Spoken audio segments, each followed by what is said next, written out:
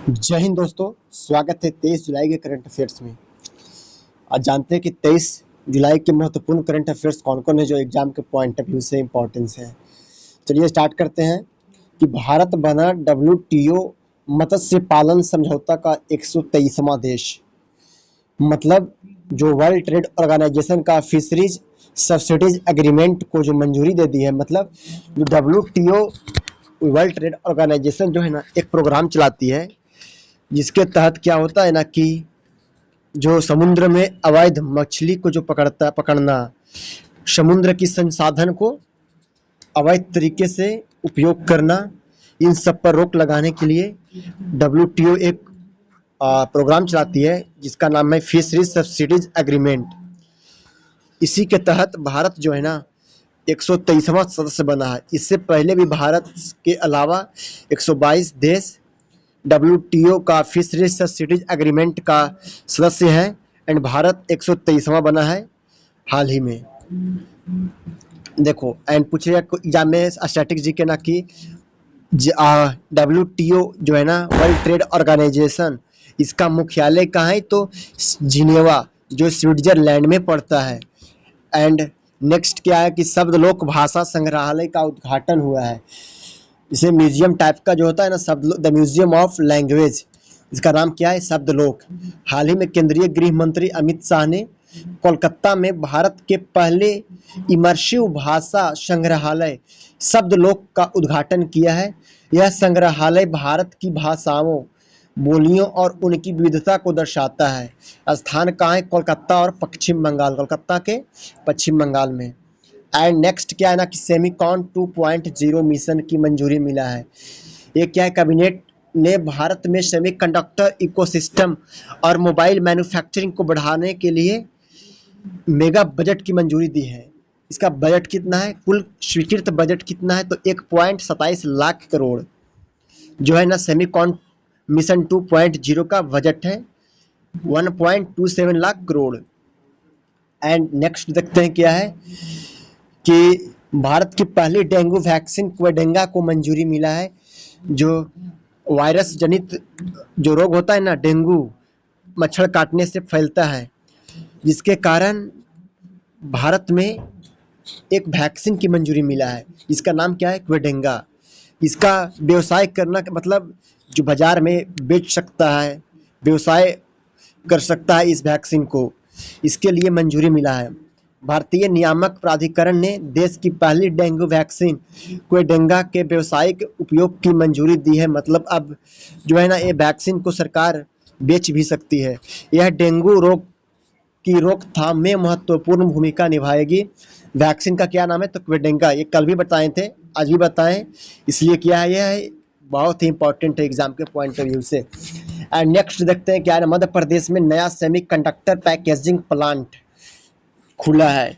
पारस defence जो है ना वो मध्य प्रदेश में $644 मिलियन की लागत से एक अत्याधुनिक सेमीकंडक्टर पैकेजिंग सुविधा स्थापित करने की घोषणा की है। यह निवेश जो है ना भारत के सेमीकंडक्टर क्षेत्र को मजबूत करेगा। कहाँ खुला है पारस डिफेंस ने नया सेमीकंडक्टर पैकेजिंग प्लांट? कहाँ खोला है तो मध्य प्रदेश में खोला है। इसमें कुल कितना निवेश किया है तो $644 मिलियन।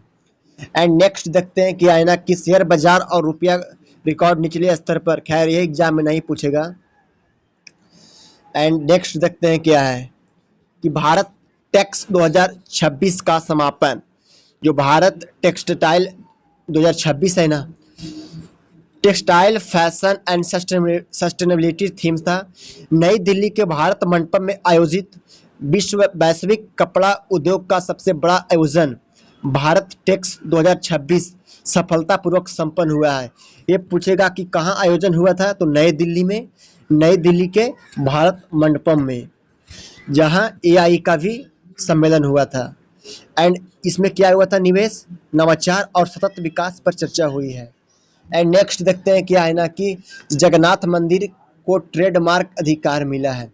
उड़ीसा के पुरी में स्थित जगन्नाथ मंदिर ने अपने नीला चक्र लोगों और कुछ विशिष्ट मंदिर शब्दावलियों के लिए आधिकारिक तौर पर ट्रेडमार्क अधिकार प्राप्त कर लिया है। यह कदम जो है ना मंदिर की पहचान और विरासत के संरक्षण के लिए महत्वपूर्ण है। जगन्नाथपुरी मंदिर कहाँ है? तो उड़ीसा में है। एंड जगन्नाथपुरी मंदिर को क्या ट्रेडमार्क मिला? तो नीला चक्र का लोगो। एंड अमेरिकी सऊदी अरब नागरिक परमाणु समझौता हुआ है। डोनाल्ड ट्रंप प्रशासन ने सऊदी अरब के साथ एक ऐतिहासिक नागरिक परमाणु समझौते का अंतिम रूप दिया है। इस समझौते के तहत सऊदी अरब को अपने स्वयं के यूरेनियम को समृद्ध करने की अनुमति है। मतलब जो है ना, जो सऊदी अरब के पास मौजूद यूरेनियम है, इसे समृद्ध करने की अनुमति जो है ना अमेरिका ने दे दिया है। महत्व क्या होगा? इससे ऊर्जा का सहयोग बढ़ेगा एंड रणनीतिक साझेदारी बढ़ेगा। यूरेनियम का सभी देश उपयोग नहीं कर सकता है, तो सऊदी अरब को क्या करने की, यूरेनियम को समृद्ध करने की अनुमति मिला है।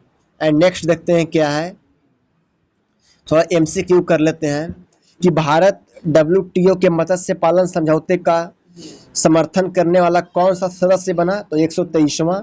एंड भारत के पहले इमर्सिव भाषा संग्रहालय शब्दलोक का उद्घाटन कहाँ किया गया? तो कोलकाता, पश्चिम बंगाल में। एंड सेमिकॉन 2.0 के लिए कैबिनेट ने लगभग कितने राशि की मंजूरी दी है? तो 1.27 लाख करोड़। एंड भारत की पहली वैक्सीन जो है ना डेंगू वैक्सीन कोडेंगा को मंजूरी मिला है।